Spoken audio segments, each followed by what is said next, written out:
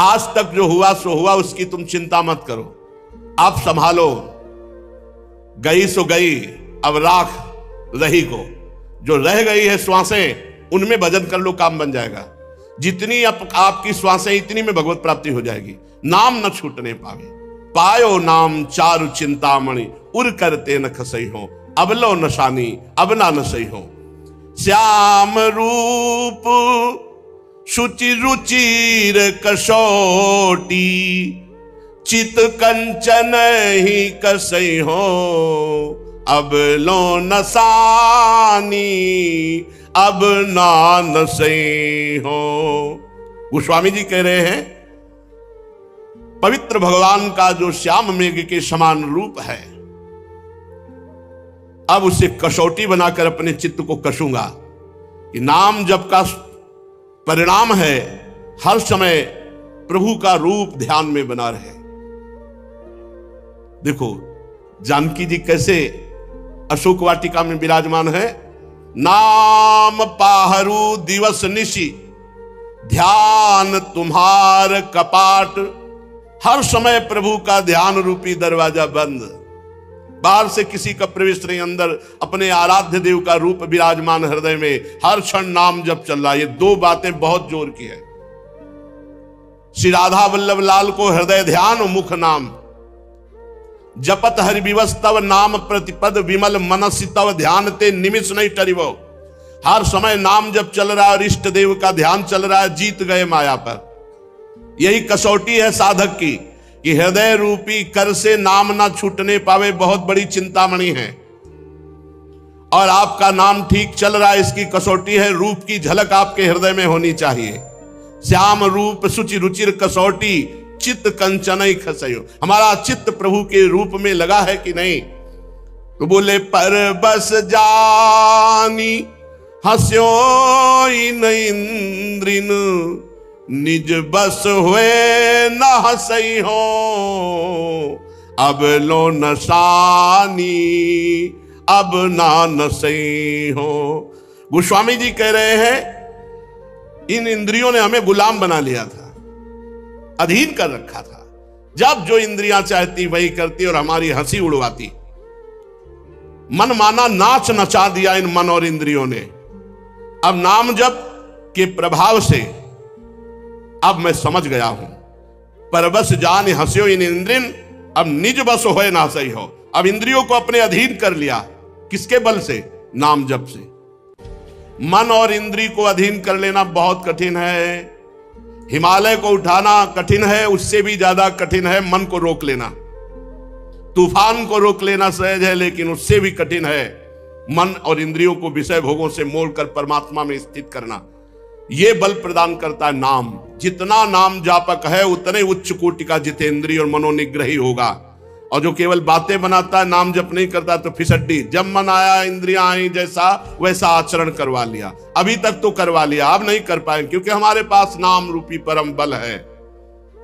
अब मैं इंद्रियों को अपने अधीन करके हंसी नहीं उड़वाऊंगा।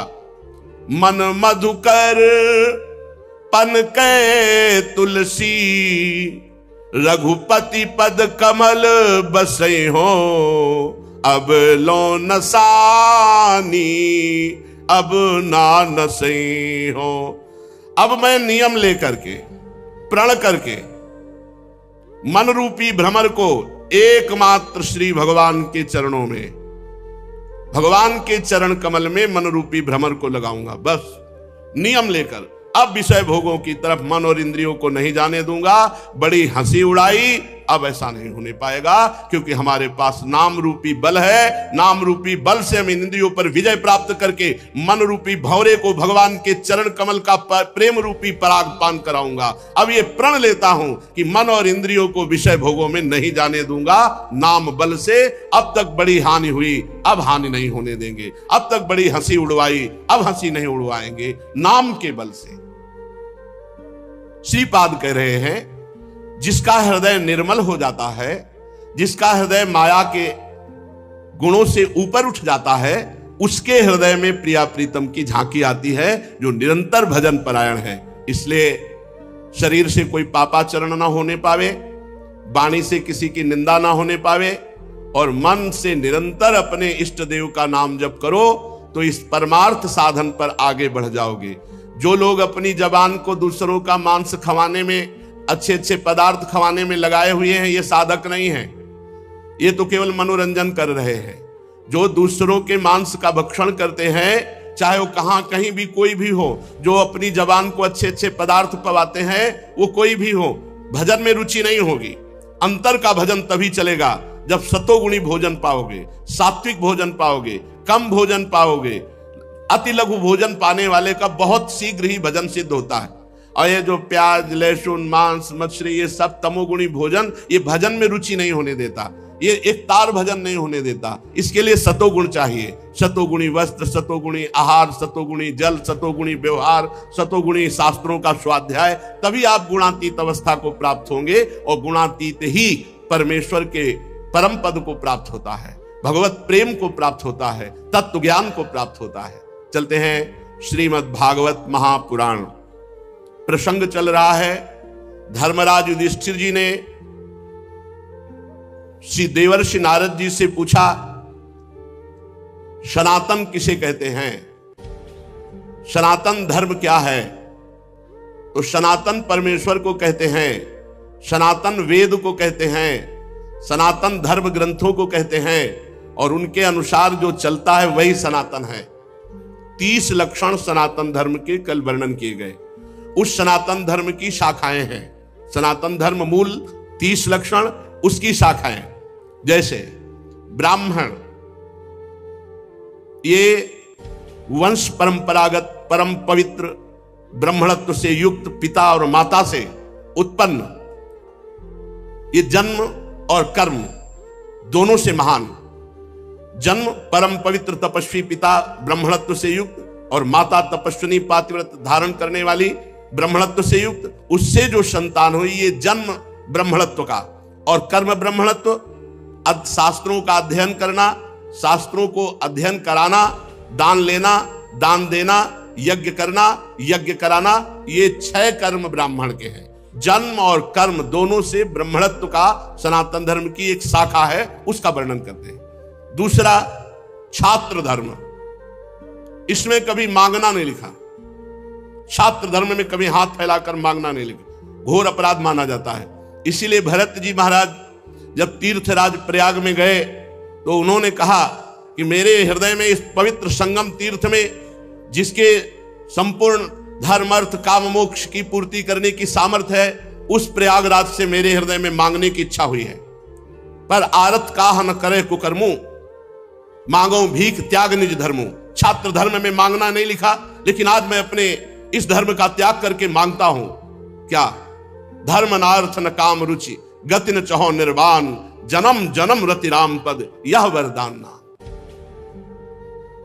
छात्र धर्म में देखो, कल वर्णन किया गया था अहिंसा, मन वचन कर्म से किसी को दुख नहीं पहुंचाना। पर हमारे सनातन धर्म की एक शाखा छात्र धर्म। अगर हमारे धर्म पर आंच आ जाए, कोई हमारे धर्म की हानि करना चाहे, तो हमारे चाहे प्राण चले जाएं, पर हम उसको आगे नहीं बढ़ने देंगे। अपने धर्म की रक्षा के लिए हम युद्ध करेंगे, अपने धर्म की रक्षा के लिए हो सकेगा तो हम अपने प्राण दे देंगे, लेकिन धर्म की हानि नहीं होने देंगे। हमारा धर्म ऐसा न समझा जाए कि वो बलहीन है इसलिए क्षमा करता है, नहीं, एक सीमा है क्षमा की।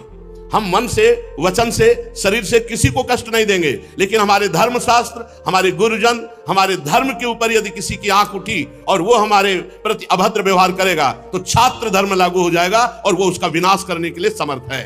अर्थात अपने धर्म की रक्षा के लिए हम युद्ध भी कर सकते हैं, अपने धर्म की रक्षा के लिए हम दंड देने में समर्थ हैं। ऐसा सनातन धर्म का छात्र धर्म है, उसमें मांगना नहीं लिखा है। अवसर आने पर वो अध्ययन करना, अध्ययन कराना, दान देना, यज्ञ करना, यज्ञ कराना, यह कर सकता है, लेकिन दान लेना नहीं। और अपने धर्म की रक्षा के लिए युद्ध करना। और वैश्य धर्म, इसमें गोरक्षा, कृषि, व्यापार आदि के द्वारा जीविका चलाना। और शूद्र धर्म, इसमें द्विजातियों की सेवा और उनके द्वारा सेवा धर्म के द्वारा अपनी जीविका का निर्वाह करना।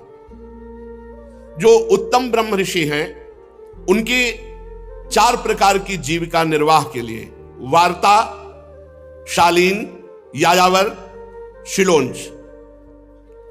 वार्ता, शास्त्र का वार्ता करके, शास्त्र का प्रवचन करके, और जो उससे बिना मांगे मिला उससे जीवन यापन करना। शालीन कोई उपाय नहीं, अपने आप जो आ गया उसी से जीवन निर्वाह करना, उसे शालीन कहते हैं। और यायावर, भूख लगी भिक्षान्न के द्वारा, और शिलोंच जो खेतों में, बाजार उठ जाने के बाद, किसान के अन्न ले लेने के बाद जो दाने बनते हैं, उन दानों को एकत्रित कर लिया और पूरे साल भर उनसे जीवन। वो शिलोंच महान तपस्वी। ऋत, अमृत, प्रमित, सत्यानित, ये वृत्तियां बड़ी पवित्र वृत्तियां हैं।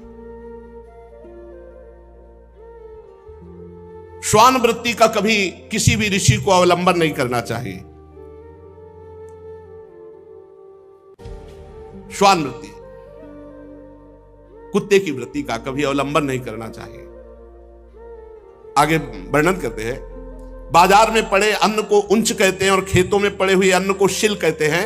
उसको जो बीन करके पूरे 12 महीना जीवन निर्वाह करता है उसे शिलोंच वृत्ति कहते हैं। ये बड़ा ऋत है, अर्थात तुम्हारी तपस्या पूरी की पूरी सुरक्षित है, इसमें कभी कोई आपकी तपस्या में हानि नहीं हो सकती।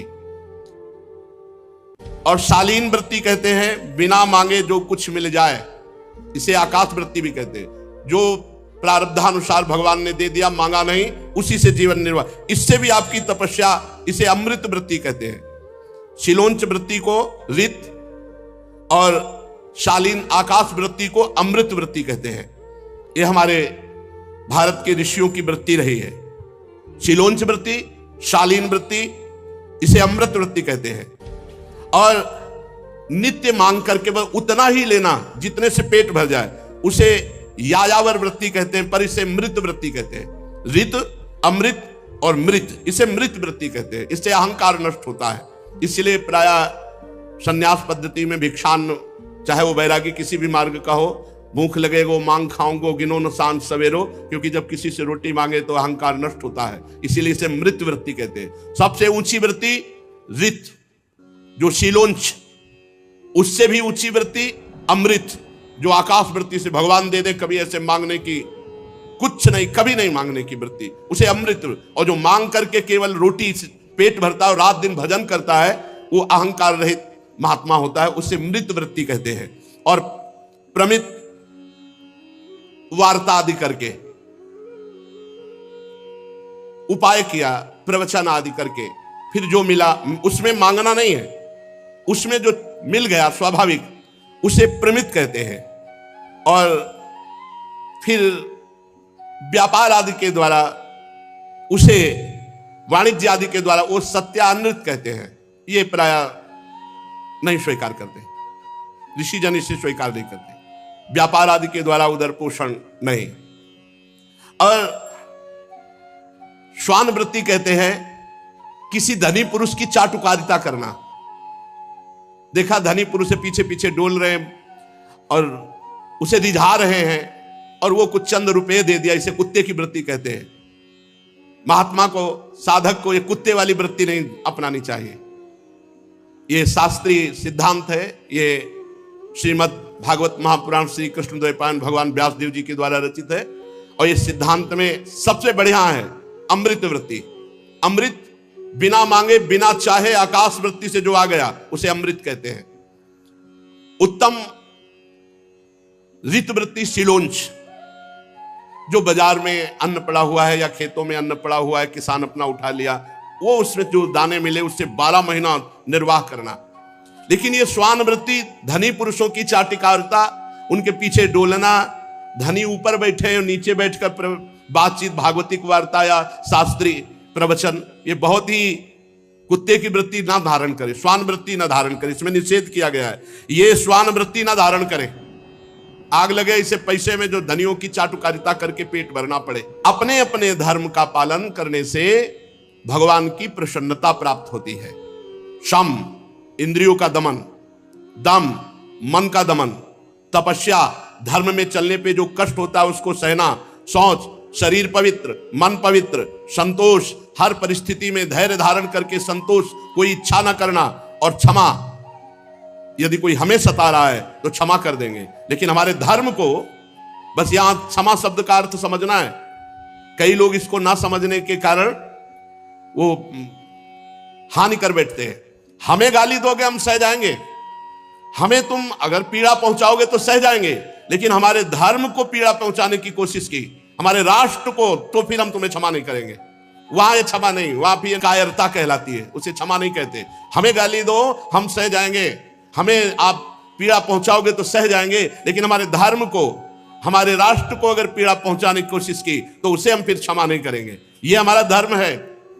सबके अंदर एक बात होनी चाहिए, अपने धर्म के लिए प्राण त्यागना, अपने राष्ट्र के लिए प्राण त्यागना। अगर ये बात नहीं तो फिर क्या कि हम एकांत में बैठे, नहीं, जरूरत पड़ी तो हम अपने राष्ट्र के लिए प्राण दे देंगे, अपने धर्म के लिए प्राण दे देंगे। हमें कष्ट होगा हम सह जाएंगे, लेकिन हमारे धर्म पर आंच आई, हमारे राष्ट्र पर बात आई तो हम अपने प्राण त्याग सकते हैं, राष्ट्र सेवा के लिए, धर्म रक्षा के लिए।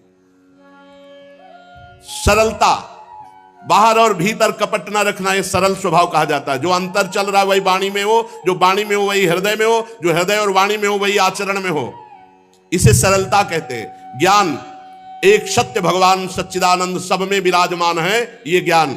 दया, इसलिए सबके प्रति द्रवित होकर के सेवा की भावना रखना। भगवत परायणता, निरंतर अपने प्रभु का स्मरण। अभ्यास योग युक्ते ने चेतसा नान्यगामिना, ऐसा अभ्यास बना लो कि कभी भगवत गुणानुवाद श्रवण कर रहे हैं, कभी भगवत गुणानुवाद कर रहे हैं, कभी नाम कीर्तन कर रहे हैं, कभी वाणी जी का गायन कर रहे हैं, कभी भगवत रूप ध्यान कर रहे हैं, कभी भगवत सेवा का ऐसा अभ्यास बना लो कि तुम्हारा चिंतन कभी प्रभु से हटे ना। इसे भगवत परायणता कहते हैं। और सत्य, वाणी में सत्य, आचरण में सत्य, और आपके हृदय में भी सत्य हो, तभी आप सच्चिदानंद को प्राप्त होंगे। ये ब्रह्म ऋषियों में पूर्ण रूप से विराजमान रहते हैं। ये ब्रह्म ऋषियों के लक्षण हैं। धर्म के रक्षा के लिए युद्ध का अवसर आने पर बहुत ही उत्साह होना, ये सब सनातन है। जितना वर्णन करें सब सनातन है। ये सनातन धर्म की शाखाएं हैं। ब्रह्म ऋषियों का ब्राह्मण जो ब्राह्मणत्व को धारण करके चराचर जगत को तप और पवित्रता के द्वारा सुख पहुंचाते हैं। छात्र धर्म में जो अपनी शूरवीरता के द्वारा सबकी रक्षा करते हुए धर्म पूर्वक जीवन यापन करते हैं, ऐसे ही सनातन का वैश्य और चातुर्वर्ण है, जो युद्ध में उत्साह और वीरता और धैर्य, तेजस्विता, त्याग, मनोजय, क्षमा और ब्रह्म ऋषियों के प्रति भक्ति, ये छात्र धर्म के अंतर्गत विराजमान रहता है। ये उत्तम छात्र धर्म में ये लक्षण विराजमान होंगे। युद्ध के प्रति उत्साह, वीरता, धैर्य, तेजस्विता, त्याग, मनोजय, क्षमा और ब्रह्म ऋषियों के प्रति भक्ति। देवता, गुरु और भगवान के प्रति भक्ति, अर्थ, धर्म और काम, इन तीन पुरुषार्थों की रक्षा, आस्तिकता, उद्योगशीलता और व्यवहार निपुणता, ये वैश्य धर्म के लक्षण हैं। सबके सामने विनम्र रहना, पवित्र स्वभाव रखना, स्वामी की निष्कपट सेवा करना, मंत्रों से रहित यज्ञ करना, चोरी न करना, सत्य तथा गौ आदि की रक्षा करना, ये चतुर्वर्ण के लक्षण हैं। पूछा था कि स्त्री का क्या धर्म है, सब धर्मों का वर्णन श्री देवर्षि नारद जी कह रहे हैं। वही स्त्री परम पद में आरूढ़ होती है जो अपने पति को भगवान का स्वरूप समझती है। मेरे लिए मेरे भगवान मेरे पतिदेव हैं, भगवान सब में विराजमान है, फिर अपने पतिदेव में भगवान मान ले तो बात बन जाए। पर ऐसा नहीं कि पत्नी पति को भगवान माने और पति पत्नी को, ऐसा नहीं। पत्नी के प्रति भी भगवत भाव रखना चाहिए, क्योंकि उसमें भी भगवान विराजमान है। पत्नी को चाहिए कि पति की आज्ञा में रहे, उनकी सेवा में रहे, उनके अनुकूल रहे। पति को प्रसन्न रखना उसका परम कर्तव्य है। ऐसे ही पत्नी के प्रति पति का भाव होना चाहिए कि वो भी उनके अनुकूल रहे, उनको प्रसन्न करने की चेष्टा करे, तभी गृहस्थ धर्म परिपूर्ण माना जाएगा। जो अपने पति को ईश्वर मानती है उसे पतिव्रता कहते हैं। जो पतिव्रता होती है वो परम पद में आरूढ़ होती है, कितना बड़ा बल पतिव्रता का। अनुसुईया जी की परीक्षा लेने के लिए ब्रह्मा विष्णु महेश तीनों भगवत स्वरूप गए, तो भगवान विष्णु, भगवान शंकर, भगवान ब्रह्मा जी 6-6 महीने के बालक बन गए, पालने पे झुला दिया। पर ब्रह्म परमात्मा को एक पतिव्रता ने पालने पे झुला दिया। काफी समय हुआ, तीनों देवियां आई नारद जी के द्वारा प्रेरित होकर के। उन्होंने देखा 6-6 महीना के बालक, तब विनय की, तो उन्होंने कहा धैर्य रखो, जब जवान होंगे तब हम ब्याह करेंगे आपसे, फिर आप ले जाना। अनुसुईया जी के चरणों में पड़ गई तीनों देवियां। तब उन्होंने प्रभु से प्रार्थना की कि प्रभु ये पालने में आप हमें जो बाल सुख दिए, आप हमें वो सुख छीन नहीं सकते, आप हमें वो सुख प्रदान करें, फिर जाएं। तो भगवान श्री हरि के अंश से दत्तात्रेय जी, भगवान महादेव जी के अंश से दुर्वासा जी और भगवान ब्रह्मा जी के अंश से महात्मा चंद्रमा मुनि, ये तीन उन्हीं पालने पे फिर गए। ये पतिव्रता के सामर्थ्य यमराज की बुद्धि को चक्कर में डाल दिया और सत्यवान को और अपने पूरे मातृपक्ष और पितृपक्ष दोनों को महान बना करके अपने पति की आजीवन के लिए आयु मांग ली। बड़ी सामर्थ्य है पातिव्रत धर्म में। जो स्त्री अपने पति के अनुकूल रहकर पातिव्रत धर्म का, अब ये धर्म सब शास्त्रों में लिखे रह गए भाई। ये गर्लफ्रेंड बॉयफ्रेंड, ये जानेंगे पातिव्रत धर्म क्या है? ये धर्म ग्रंथ है, सुन लो। बड़े भाग्यशाली हो तो आज से शुरू कर दो सत्य मार्ग पे चलना, नहीं तो महीना भर ये बॉयफ्रेंड और ब्रेकअप, फिर ये बॉयफ्रेंड ब्रेकअप, ये शास्त्र लागू होगा? ये शास्त्र लागू होगा? बहुत धर्म की हानि हो रही है। विदेशी जो भावनाएं हैं, ये अपनी भावनाएं नहीं भारत की, ये जो विदेशी व्यभिचार भावनाएं हैं, इनका त्याग करना चाहिए, आदर नहीं करना चाहिए। वो हमारी धारण कर रहे हैं वृत्तियां, वो धोती लगा रहे हैं, कांच पहन रहे हैं और चोटी लगा रहे हैं, माला ले रहे हैं, और आप क्या कर रहे हैं? उनकी गलत धारणाओं को अपने हृदय में धारण कर। देखो कैसा है हमारा शास्त्र धर्म, कैसे निरूपण कर, इसी से परम पद मिल जाए। अपने पति को भगवान मानकर उनकी आज्ञा में रहना और पति को अपनी पत्नी के अनुकूल रहकर उसकी मनोकामनाएं पूर्ण करना, दोनों बड़े प्यार से गृहस्थी धर्म में। तो वो गृहस्थ धर्म भी भगवान की आराधना बन गई। साध्वी स्त्री को चाहिए झाड़ू लगाते समय, पोछा लगाते समय, लीपते समय, चौक पूरते समय, अपने शरीर को सजाते समय मधुर मधुर भगवान का नाम स्मरण करें। भगवान का नाम स्मरण, कितना बढ़िया भजन है। सोहनी लगा रहे, पोछा लगा रहे, जो भी कार्य कर रहे हैं भगवान का नाम जप करते हुए कर रहे हैं, इसी से भगवत प्राप्ति हो जाएगी। गृहस्थ में भी गोपी जनों ने कोई सन्यास नहीं लिया था बाहर से, लेकिन बड़े बड़े सन्यासी गोपियों की चरण धूलि की याचना करते हैं। जब परमहंस सुखदेव जी महाराज गा रहे हैं उनके जस का, जब उद्धव जी जैसे परम ज्ञानी उनकी चरण रज की आकांक्षा कर रहे हैं, तो औरों की क्या। बृहस्पति शिष्य परम ज्ञानी महात्मा भगवान श्री कृष्ण के अभिन्न स्वरूप उद्धव जी याचना करते हैं कि वृंदावन की गोपियों की चरण रज हमारे माथे पे लगे। क्यों? क्योंकि हर समय लीपते बुहारते हर समय भगवान का स्मरण कर रही, भगवान की मंगल लीलाओं का स्मरण कर रही है। जो गृहस्थ में रहते हुए पति पत्नी विनम्र, झगड़ा नहीं, इसीलिए बड़ा संकट में है गृहस्थ धर्म और विरक्त धर्म दोनों। विरक्त धर्म इसलिए है कि आप जैसे अपवित्र आचरण करके हमें भिक्षा देंगे, वैसे ही हमारी बुद्धि होगी। अगर अधर्म आचरण करके दोगे तो हमारी बुद्धि भ्रष्ट हो जाएगी। अधर्म आचरण क्यों? अन्न खा रहे हैं, जैसा खाए अन्न वैसा बने मन। अगर आप धर्म से कमा कर एक रोटी हमें देंगे, वो जब हम खाएंगे तो हमारी बुद्धि भजन करेगी। और गृहस्थ धर्म में जब तक पवित्रता नहीं है तब तक सब बेकार है। देखो, ना मन पवित्र, ना तन पवित्र, ना विचार पवित्र, तो क्या गृहस्थ धर्म?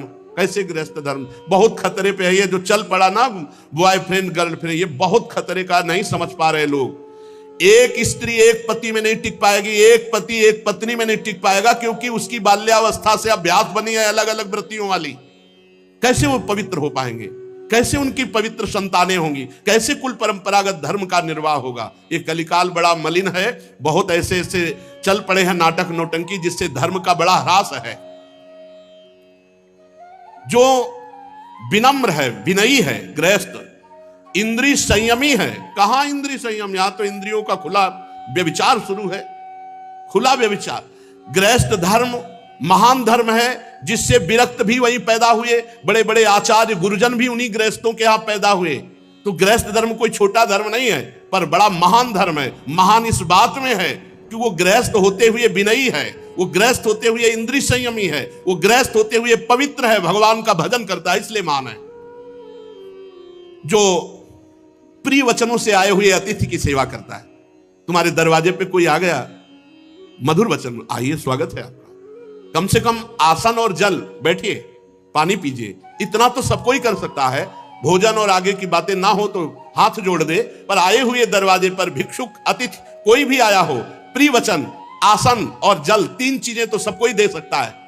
प्यार से बोल सकते हो, पानी के लिए पूछ सकते हो, एक आसन पे बैठा सकते हो। इसके बाद वो जो मांग रहा है हमारी सामर्थ्य नहीं, हमारी श्रद्धा नहीं, तो मना कर सकते हैं। अपने कर्तव्य में सावधान रहे, पवित्र प्रेमपूर्ण व्यवहार करे। जो पति परायणा होती है और जो एक पत्नी व्रत होता है, उसके यहां भले वैभव न दिखाई दे, लेकिन उसके यहां शांति होगी, सुख होगा, एक आनंद होगा। अब मेहनत करके पति कमा के आ रहा है और घर में व्यभिचारिणी स्त्री है और ये देख करके उसकी छाती जल रही, या पत्नी बहुत धर्मात्मा है, पति व्यभिचारी है तो उसका हृदय जल रहा है, ये बहुत गलत है। अपने धर्म को समझो। ये शरीर का जो व्यभिचार प्रवृत्ति है ये नरक पहुंचा देगी। पति वंचक पर पति रति करई, रौरव नरक कल्प सत परई। जो स्त्री अपने पति को छलावा करके दूसरे पुरुष से सहवास करती है वो रौरव नरक पर। अगर पुरुष दूसरी किसी पत्नी से ऐसा करता है तो फिर नरकों के वर्णन में सुना ही है कि लोहे की स्त्री जलती हुई और कल्पों तक भी चिपकाया जाता है, ले आलिंगन करो, फिर वहां हाय हाय मचता है। इसलिए होश में। जो गृहस्थ धर्म, नारद जी वर्णन कर रहे हैं, जो गृहस्थ धर्म में पति पत्नी एक भाव प्रेम संबंध और बड़े पवित्र रहते हैं, विनयी हैं, उनके घर में भले आपको करोड़ों अरबों रुपया न दिखाई दे, लेकिन शांति होगी, सुख होगा, बड़ा आनंद रहता है। गृहस्थ धर्म बड़ा, ऐसा थोड़ी कि निकृष्ट कोई गृहस्थ धर्म है। युधिष्ठिर जी जो चोरी नहीं करते और जो पाप कर्म नहीं करते, वो अपने आप शांति और सुख को प्राप्त होते हैं। पर सावधान रहे, चोरी करना और अन्य पाप कर्म करना, इनसे अपने आप को बचावे। श्री देवर्षि नारद जी कहते हैं, जो धर्म से चलता है तो कुल परंपरागत लक्ष्मी चलती रहती है। ध्यान दीजिए, दीपक की तरह भले जले, लेकिन जो धर्म से धन कमाते हैं उनका परिवार सुखी रहेगा। और ये जो अधर्म से घूस लेकर इधर उधर, फिर उनका जो है वो भले हाइलोजन की तरह एक बार जले, लेकिन फ्यूज पक्का हो जाएंगे, पक्का नष्ट हो जाएंगे, परिवार तितर बितर हो जाएगा, सब नष्ट हो जाएगा। इसलिए अधर्माचरण करके गृहस्थ का पालन करने की कोशिश ना करे। भले धर्म से नमक रोटी खाने को मिले, आप धर्म से चले। ये भारतवर्ष वेददर्शी ऋषि मुनियों का देश है, ये गर्व का विषय है। हम भारतवासी हैं। ये सब देशों जैसा यहां व्यवहार नहीं है, पशुता, आसुरी प्रवृत्ति, केवल इंद्रियों का पोषण, ऐसा नहीं। ये धर्म का पालन करने वाला देश है। एक प्रसंग में भाई जी ने लिखा था कि अकबर सम्राट जब राजपूतों को परास्त किया तो सैकड़ों लाशें बिछी हुई थी। रात्रि के समय कुछ अंगरक्षकों के साथ वो ये देख रहा था, खुशी मना रहा था कि बहुत से राजपूतों को मारा गया। तो उसी में देखा कि एक नवीन अवस्था का राजकुमार दीपक लेकर शवों के चेहरे को देख रहा है। तो आवाज लगाई, ए सावधान। तत्काल तलवार खींच करके खड़ी हो गई। वो कोई राजकुमार नहीं थी, वो राजकुमारी थी। नजदीक अकबर अपने साथियों के साथ गया, कौन हो तुम? तो उसने बताया कि मैं क्षत्रिय राजकुमारी हूं। तो यहां रणभूमि में कैसे? तो उनका मेरे ब्याह का अमुक राजकुमार से संबंध निश्चित हो चुका था और वो रणभूमि में मारा गया, तो मैं उसे देख रही हूं कि उसका शव मिल जाए तो मैं सती हो जाऊं। उनका ब्याह तय हुआ था। बोले हाँ, हम भारतीय नारी हैं, एक बार जिसको अपना पति स्वीकार कर लिया जीवन उसी को समर्पित कर देती है, ये हमारे यहाँ की परंपरा। वो होश उड़ गए उसको कि अभी ब्याह हुआ नहीं, ब्याह की बात तय हुई थी और ये शव ढूंढने आई उसके साथ अपने शरीर को नष्ट कर देने की। ये पूर्व की बात।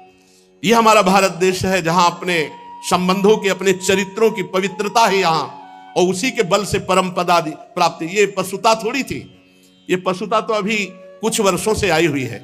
धर्म पूर्वक पाणी ग्रहण संस्कार करके किसी एक को स्वीक आजीवन निर्वाह करो, ये हमारे यहां की पद्धति रही। जो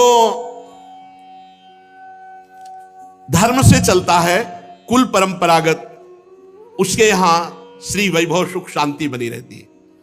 अब युधिष्ठिर जी ने पूछा, ब्रह्मचर्य गृहस्थ, वानप्रस्थ, सन्यास, ये 4 आश्रम हैं।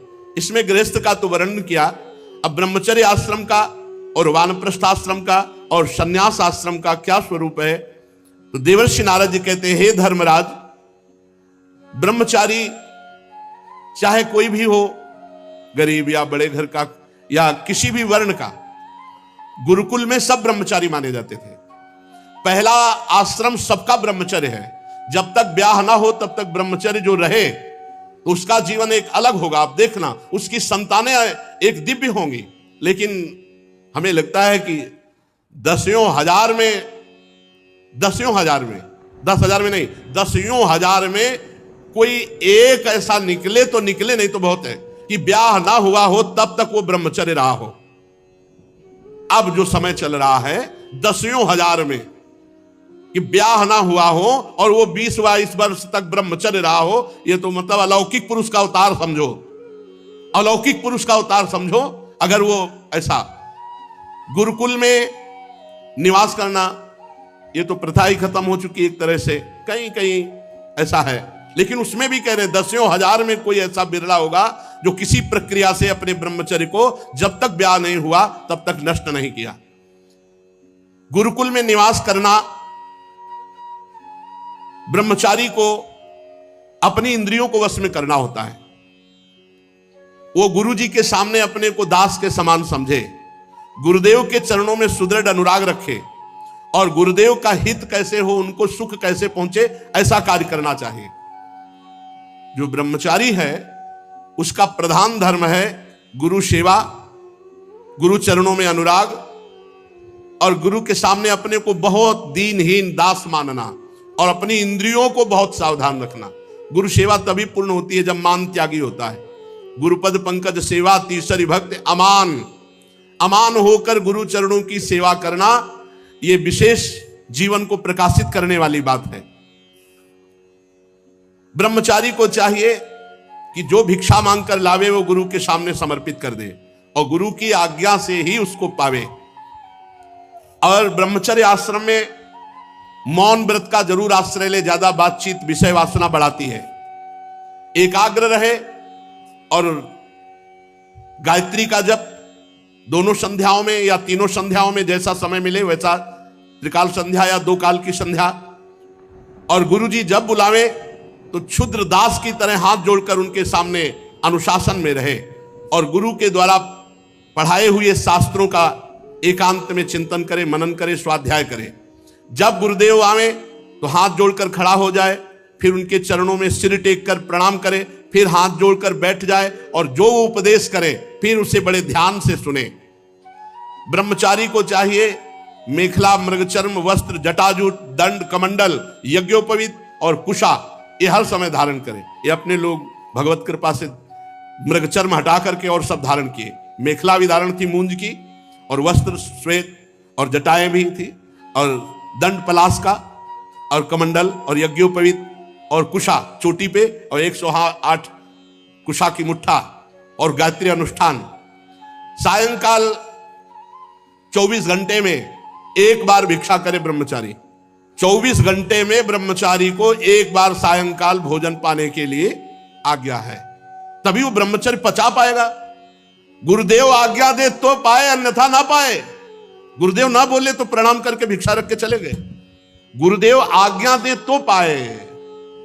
बड़ी गुरु आज्ञा पर पूरा जीवन समर्पित जिन्होंने कर दिया, निहाल हो गए। और अपने चरित्र की रक्षा के लिए हर समय सावधान रहे ब्रह्मचारी।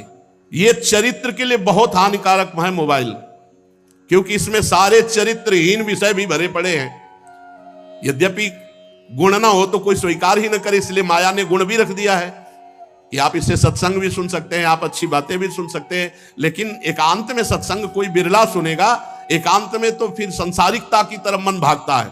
इसलिए बचो, उस समय तो थे ही नहीं जब अपने लोगों का नैष्ठिक ब्रह्मचर्य था, मोबाइल नहीं था। किसी को सूचना पहुंचानी, आज मरा है तो 15 दिन तक लगते थे। एक चलता था पोस्ट कार्ड और एक नीला नीला ऐसे जो बंद करके 2 चलते थे। एक पोस्ट कार्ड खुला इतना बड़ा 15 पैसे का, और ज्यादा जरूरी हो तो तार होता था, तार तार कर दो ऐसे ऐसे। वो अब तो मोबाइल चल गया है,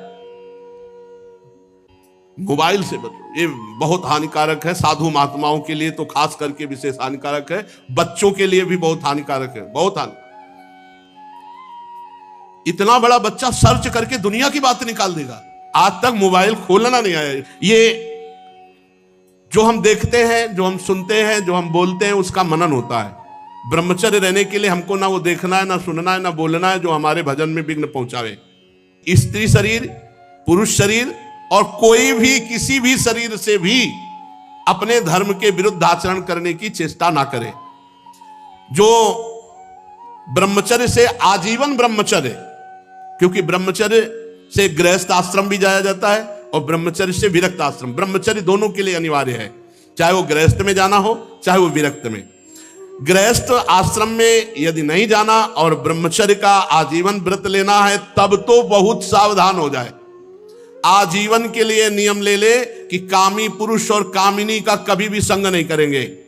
एक हरकत जहां समझ में आ जाए, देखो बुद्धिमान मनुष्य शरीर है, पता चल जाता है एक दृष्टि से, एक हरकत से कि इसका स्पर्श करना, इसका देखना, इसका बोलना किस भाव से है। साधक को सावधान रहना चाहिए जो आजीवन ब्रह्मचर्य रहना चाहता है। इंद्री बड़ी बलवान है, ये प्रयत्न करने पर भी मन को क्षुब्ध करके विषयों की तरफ खींच लेती हैं। युवक ब्रह्मचारी को किसी भी युवती से किसी भी तरह का संग ना करे, संभाषण, हंसना, खेलना, कोई भी, बहुत सावधान रहे। ऐसे ही युवती ब्रह्मचारिणी को एकांत में प्रिय से प्रिय, पूज्य से पूज्य संबंधों में भी विकार आने की संभावना है। इसलिए बहुत काल एकांत सेवन किसी माता बहन के साथ नहीं, पूज्य से पूज्य, प्रिय से प्रिय संबंधों में भी विकार आने की संभावना है। ऐसी माया प्रचंड है। कोशिश करे कि एकांत में कभी संभाषण, हंसी मजाक करने की चेष्टा ना हो। कोशिश करे ऐसा जिनको आजीवन ब्रह्मचर्य रहना है। जब तक किसी को भगवत प्राप्ति नहीं हो जाती तब तक कोई भी हो ये काम आदि दोष परास्त कर देंगे।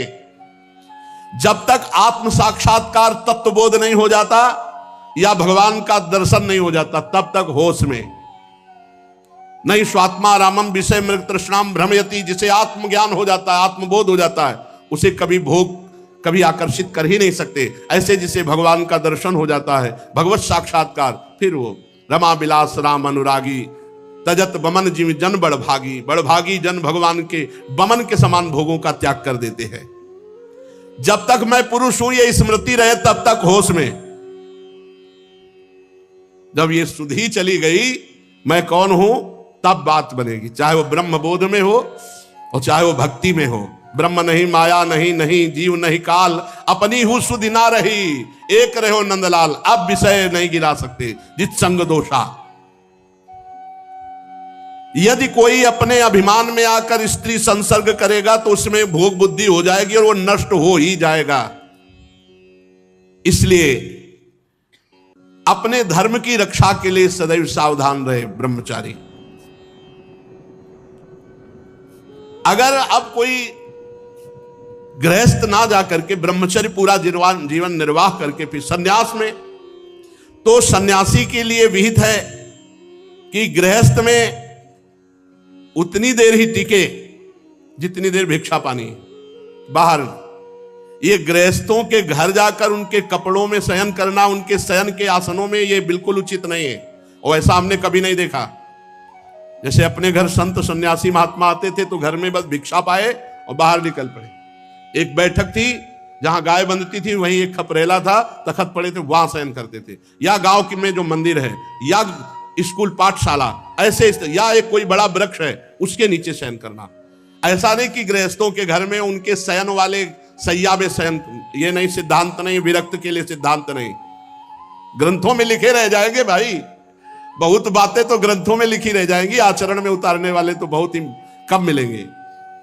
जो ब्रह्मचर्य विरक्त, वो कभी शरीर में तेल ना लगावें, आंखों में कभी सुरमा ना लगावे, कटिंग सेटिंग नहीं, दो ही हैं, या पूरा मुंडन और या पूरे बाल रखाना। बीच में सेटिंग कटिंग करना ये नहीं है, सिद्धांत में नहीं। तेल ना लगावे, पूरा जीवन हो गया, कहीं चोट लग गई हो तब लगाया गया वो बात अलग है, नहीं इस शरीर को पूरा जीवन हो गया, 13 वर्ष की अवस्था लिख लेते, कभी किसी विशेष परिस्थिति में मालिश की गई हो वो बात अलग हम कह रहे हैं। नहीं, पूरे जीवन में कभी तेल नहीं लगाया, कभी पूरे जीवन में साबुन नहीं लगाया, और फिर और तो बात ही अलग है। और या वृंदावन के सिवा कभी पेस्ट नहीं किया, कोई मंजन नहीं किया, गंगा जी की बालू हुई मंजन थी। तो जो विरक्त, तो उसे चाहिए कि तेल ना लगावे, साबुन ना लगावे, उपटन ना लगावे, और स्त्रियों के चित्र ना रखे, चित्र ना देखे। मोबाइल में तो चित्र क्या, पूरी फिल्म भरी है, बहुत संभल के। कोई भी विरक्त अखाद्य पदार्थ ना पावे, जैसे मांस है, मद्य है, अंडा है, बिल्कुल अखाद्य पदार्थ ना पावे। और भगवत प्रसादी, गुरु प्रसादी पुष्प आदि के अलावा श्रृंगार के लिए इत्र है, पुष्प है, कोई सजावट है, ये न धारण करे।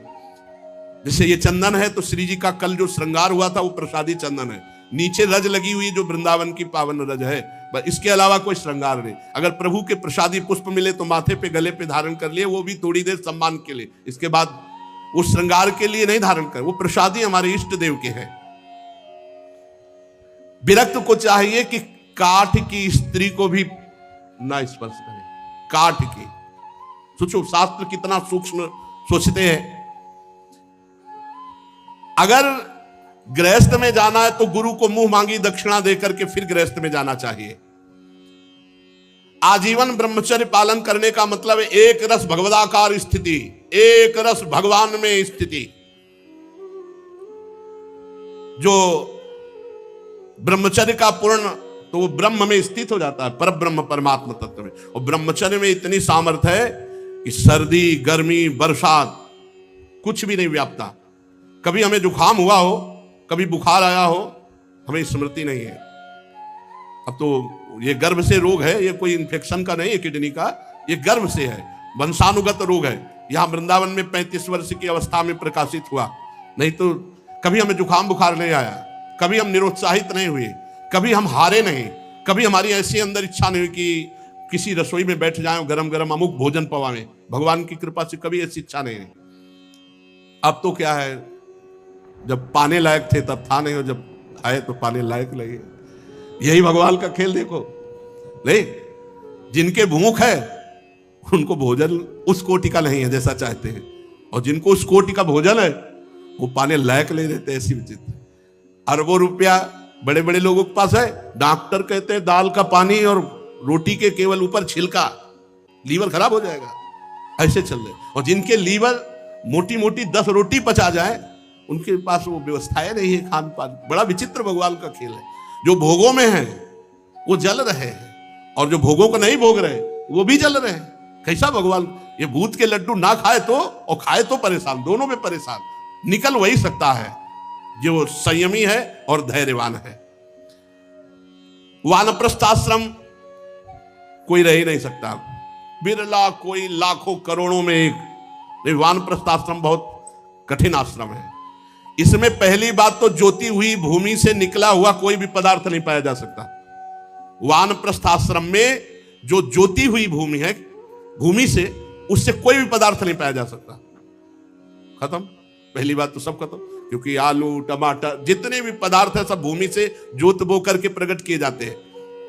और बिना जोते हुए, बिना बोए हुए जो जंगली फल मूल है, कहां रह गए? जंगली फल मूल कहां रह गए? नहीं रह गए। जंगली फल मूल पहले तो इतने होते थे कि पूछो मत। ढेर सारे आम फ्री ले आओ, बगीचे के बगीचे खड़े थे, अमरूद और बेर, जामुन, ये ऐसे ही झबिया भर भर करके ले आओ, ऐसे अपने गांव की तरफ, ऐसे फ्री सब, सहतूत, ये सब फ्री, वो बिना जोते बोए। ये अब तो रह ही नहीं गए। असमय में पका हुआ कोई फल नहीं। सूर्य के ताप से जो पका हुआ, बिना जोते बोए जो प्रकट हुआ, वही फल खाया जाता है। वानप्रस्थ फ्लैट में पति पत्नी रहे, बढ़िया बनावे खावे और वृंदावन वास करे, राधा राधा जपे, भगवत प्राप्ति हो जाएगी। अब वानप्रस्थ तो लिखा ही केवल है, मिलना बड़ा कठिन है।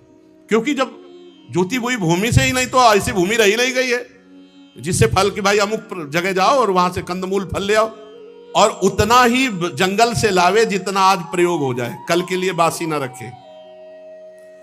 और वानप्रस्थ को कंबल नहीं ओढ़ना, सीधे सर्दी सहनी,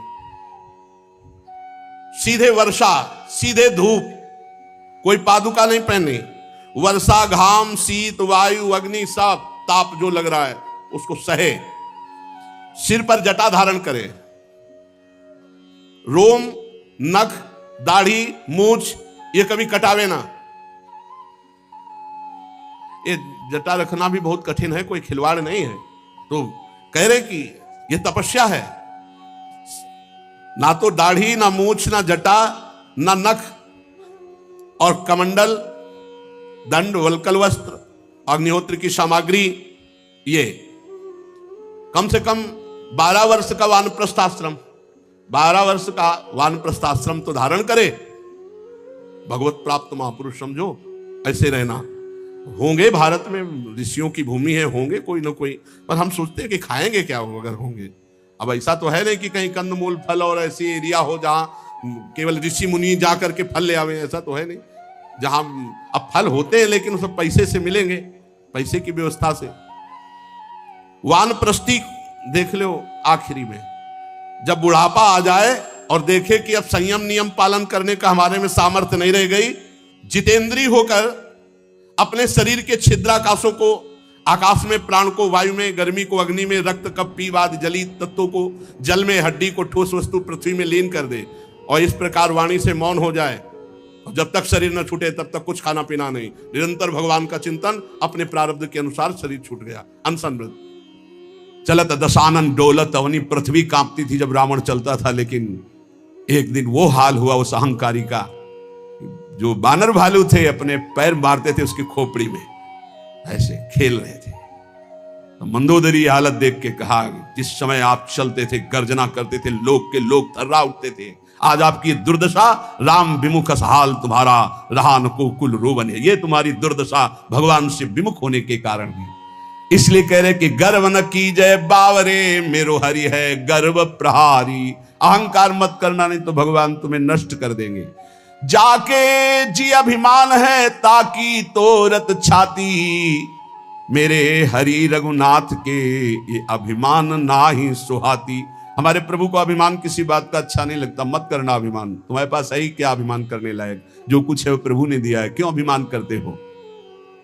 मलुकदास जी महाराज कह रहे, राम राम के नाम को जहां नहीं लवलेश, तहां पानी ना पीजिए, पर हरिये सो देश। जिसके गले में कंठी नहीं, मुख में नाम नहीं, जो भगवान से विमुख है या भगवान का नाम ही नहीं जपता, भगवान से, ऐसे आदमी के हाथ का पानी भी ना पिए, क्योंकि उससे भगवत विमुखता बढ़ती है। जो भगवान का नाम नहीं जपता, भगवान का नाम नहीं लेता, हमें उसके हाथ का खान पान स्वीकार नहीं करना। राम राम के नाम को जहां नहीं लवलेश, पानी तहां न पीजिए, परिहरिये सो देश। जिस गांव में वैष्णव नहीं होता था, चतुर्भुजदास जी उस गांव में डेरा नहीं डालते थे, उस गांव का पानी भी नहीं पीते थे। राम नाम जिन जानिया तेई बड़े सपूत, एक राम के भजन बिन कांगा फिरे कपूत। वही सपूत है जो भगवान की भक्ति करता है, राष्ट्र भक्ति करता है, समाज को सुख पहुंचाता है। नहीं तो जन्म लेने का मतलब क्या रहा? वहां कबहू न जाइए जहां न हरि को नाम। जिस रिश्तेदार, नातेदार, मित्र, व्यवहारी, जिस मंडली में भगवान का नाम जप न हो, कीर्तन न हो, उस घर न जाए, उस रिश्ते में न जाए, उस समाज में न जाए। क्या हो रहा है इस समाज में? भगवान की चर्चा तो दौड़ के जाओ, सुनो क्या हो रहा है। इधर उधर वार्तालाप, तर्क विवाद, राजनीति, हट जाना चाहिए। वहां न कबहू जाइए जहां न हरि को नाम। जहां भगवान की चर्चा, भगवान नाम कीर्तन नहीं हो रहा, उस सभा में नहीं बैठना चाहिए। किसी की निंदा हो रही, कोई तर्क विवाद हो रहा हो, भक्तजनों को वहां नहीं विश्राम मिलेगा। राम नाम एक रति, पाप की कोटि पहाड़, ऐसी महिमा नाम की जारी करे सब छार।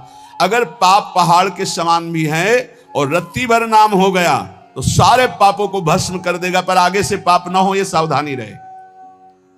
जो नाम के बल से पाप करते हैं उनकी बड़ी दुर्दशा होती है, उन्हें पाखंडी कहते हैं, उन्हें दंभी कहते हैं। और जिन्होंने ये जाना कि मेरे से पाप हो गए, अब कैसे निराकरण हो, कैसे हम इनसे मुक्त हो, और भगवान का भक्त मिल गया और नाम महिमा सुनी, धाम महिमा सुनी और लग गए भगवान के नाम में, तो निष्पाप होकर महात्मा बन गए, भगवान को प्राप्त हो गए। ये सिद्धांत है।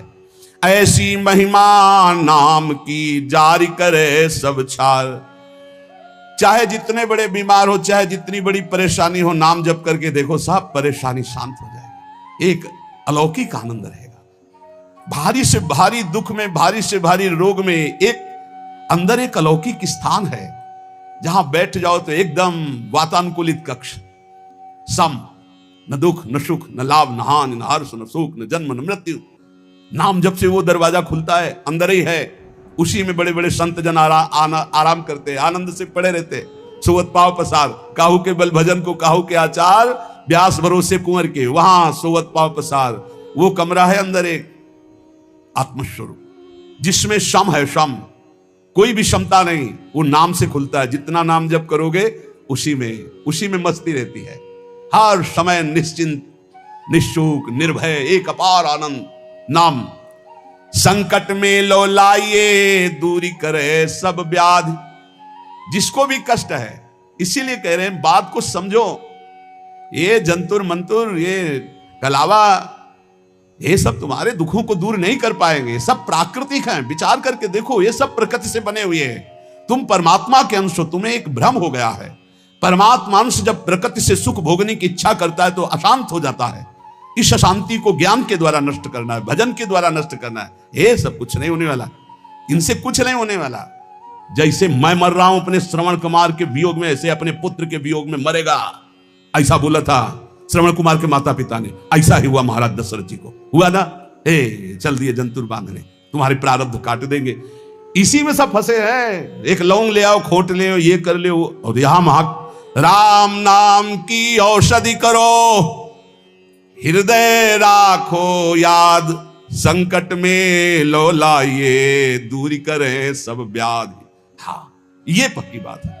जा सुनाम भवभेष झरन घोर त्रिशूल, सोई कृपाल तो ही मोहि पर रहो सदा अनुकूल। ये बातें समझ में आती है। गरुड़ जी महाराज के जंतुर बांध देते काकभूषुंड जी, जाओ तुम्हारा भ्रम ठीक हो जाए। नहीं, पूरी राम कथा सुनाई। ये है भ्रम दूर करने का, ये सब बवाल।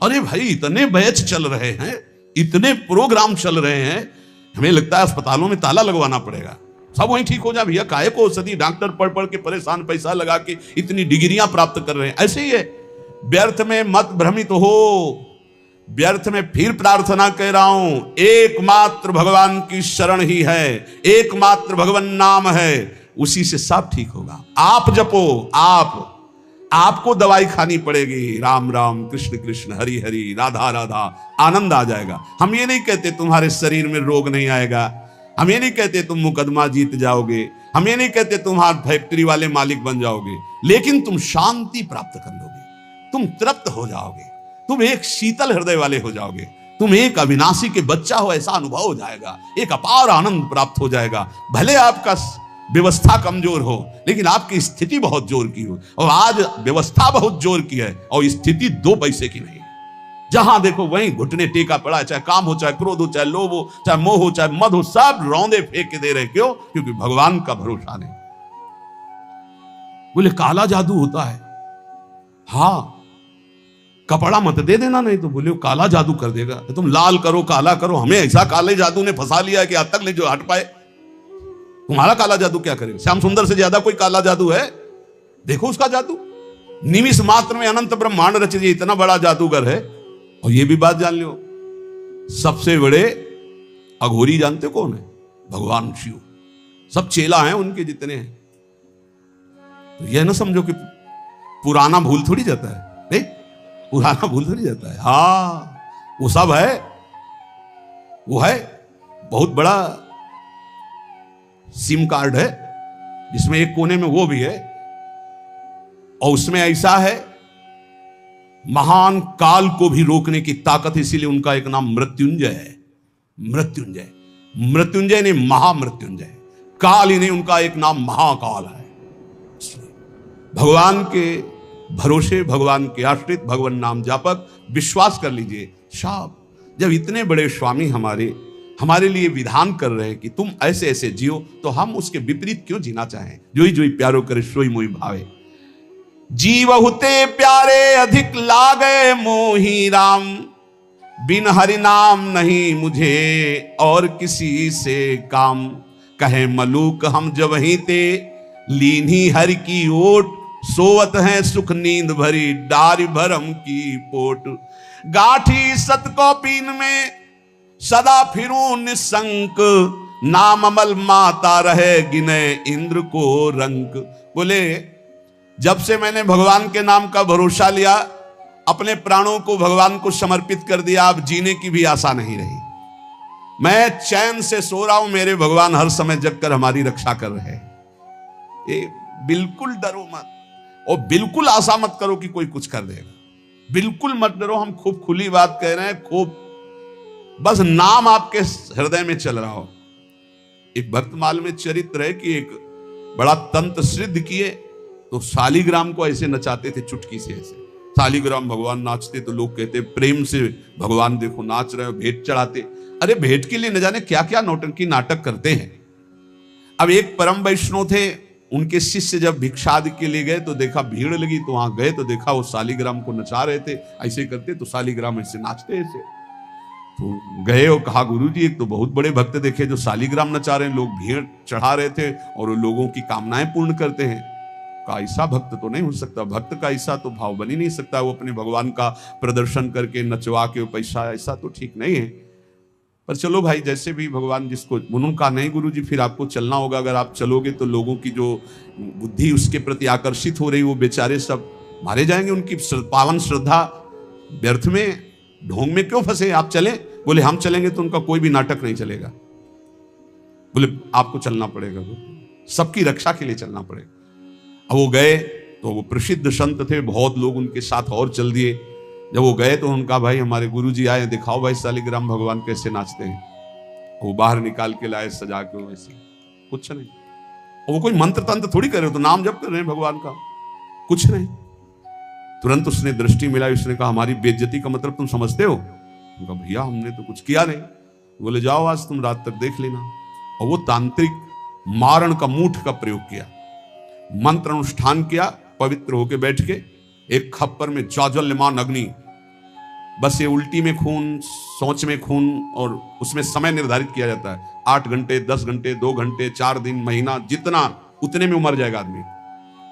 ऐसा मंत्रों में पावर, उसने मूठ का प्रयोग किया। अब वो जहां भजन कर रहे थे और किसी को दिखाई नहीं देगी, उसी को दिखाई देगी जिसको मारने जा रही।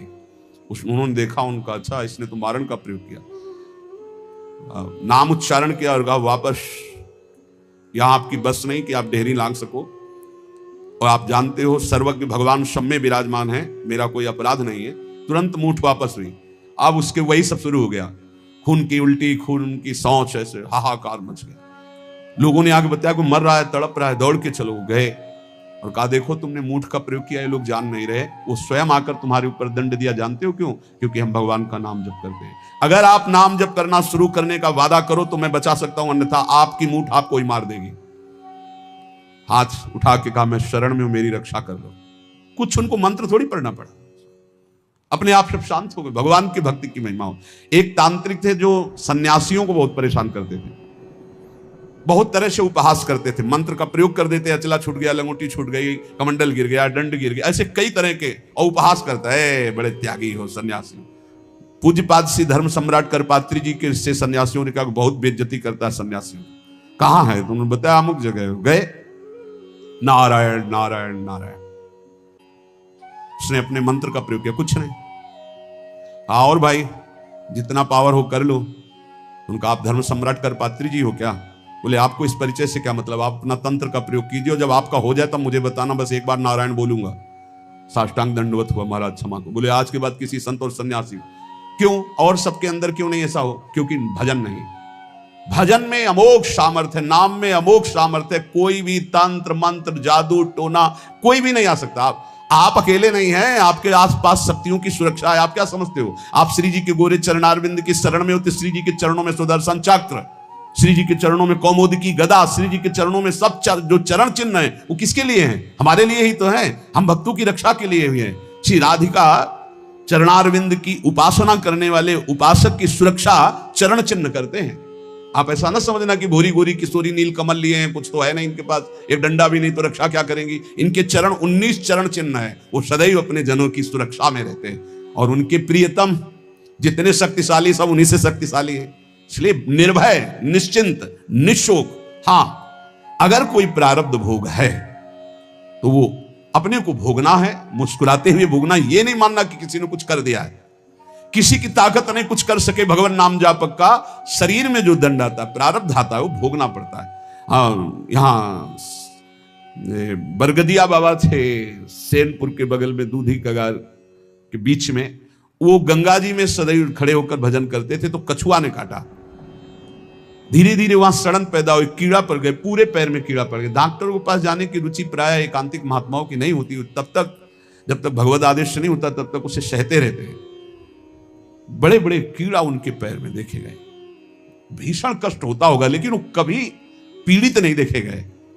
अब ये प्रारब्ध भोग था उनका, और वो पहले से कह रहे थे कि सब लोग आते हो, जिस दिन प्रारब्ध उदय होगा उस दिन कोई नजदीक नहीं दिखाओगे। तो इतना सड़न और इतना कि सब बाहरी केवल सुख सुविधा, सबको ये भ्रम हो गया कि इतने बड़े भजनानंदी कहे जाते थे, जब इन्हीं के पैर में कीड़ा पड़े, सड़ रहे, तो इनका भजन क्या। वो सिद्ध पुरुष थे, वो केवल अपने प्रारब्ध शरीर का क्षय कर रहे थे। तो ये कोई ऐसा ना सोचे कि किसी के ऊपर कोई अपना प्रभाव दिखा दे। ये उन्हीं के ऊपर दिखा सकता है जो भजनहीन है, भजन नहीं हो रहा। अगर भजन करोगे तो किसी की भी ताकत नहीं है कि आपको दुख पहुंचा सके। करे भक्ति भगवंत की और करे कबहु नहीं चूक, तो हरि रस में साचो रहे ये साची भक्ति मलूक। यदि सच्चे भाव से चलोगे, भगवान की भक्ति करोगे, नाम जप करोगे, तो हर समय भगवान की सुरक्षा बनी रहेगी, आपके भागवतिक सुरक्षा बनी रहेगी। ये अनुभव होता है हर समय भगवान की सुरक्षा का, भक्त को अनुभव होता है भगवान मेरे पास है। जे तेरे घट प्रेम है तो कहीं कहीं न सुनाओ, अंतर्जामी जानिए अंतर्गत को भाव। सुमिरन ऐसा कीजिए दूजा लखे न कोय, ओठ न फरकत देखिए प्रेम राखिए गोय।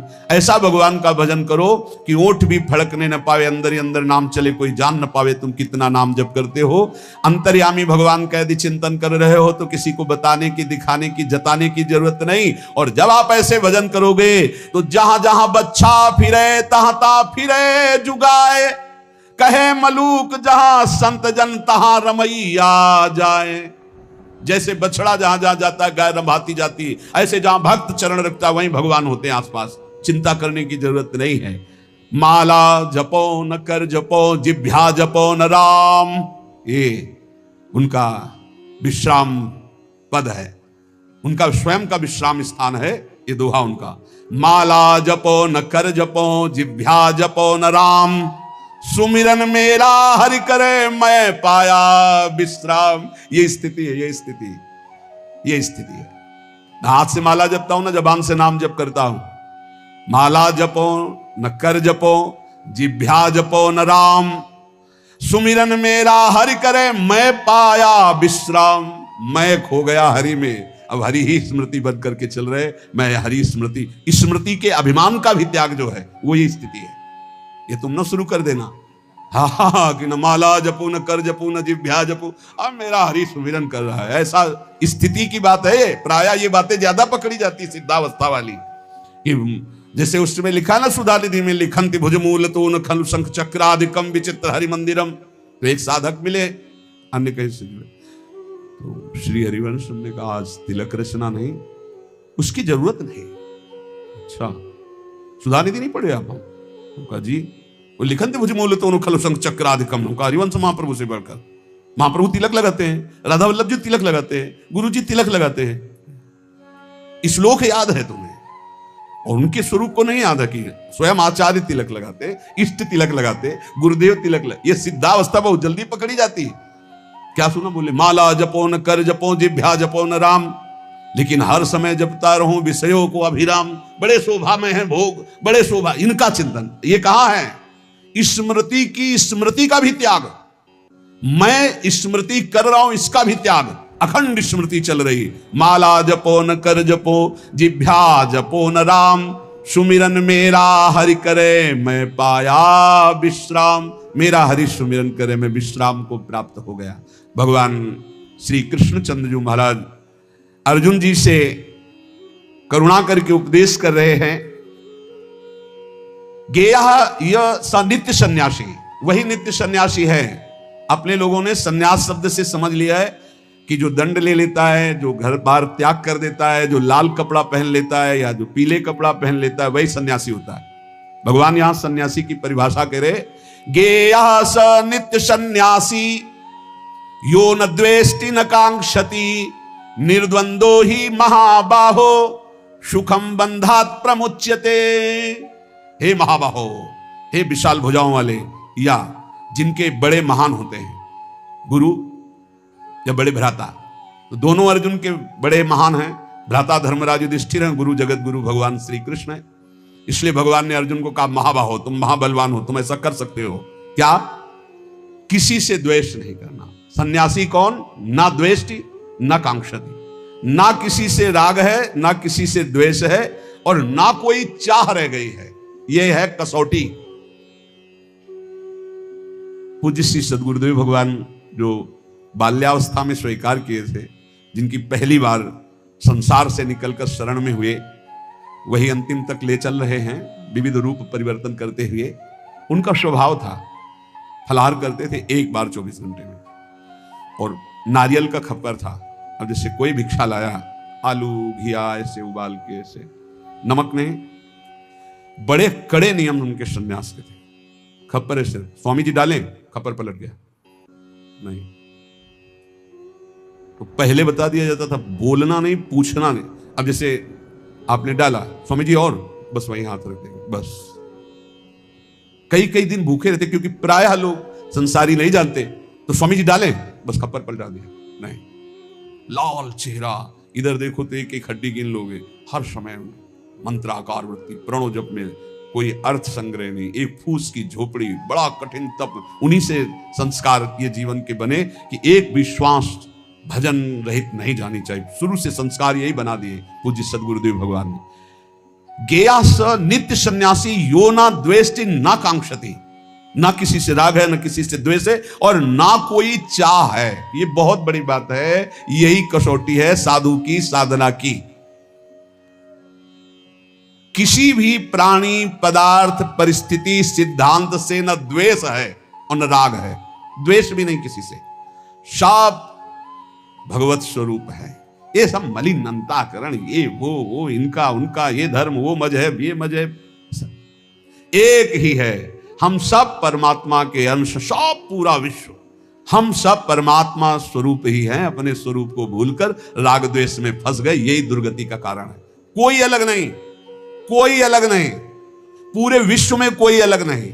आप किसी महापुरुष की वाणी पढ़ के देखो, चाहे किसी भी धर्म के किसी भी महापुरुष की वाणी पढ़ के देखना, और उसका सही अर्थ निकालने के लिए पावन बुद्धि होनी चाहिए। नहीं तो आप धर्म ग्रंथों का अर्थ गलत कर देंगे तो उनका आदेश गलत आपको समझ में आने लगेगा। धर्म ग्रंथ सर्वहित सर्व मंगलमय है।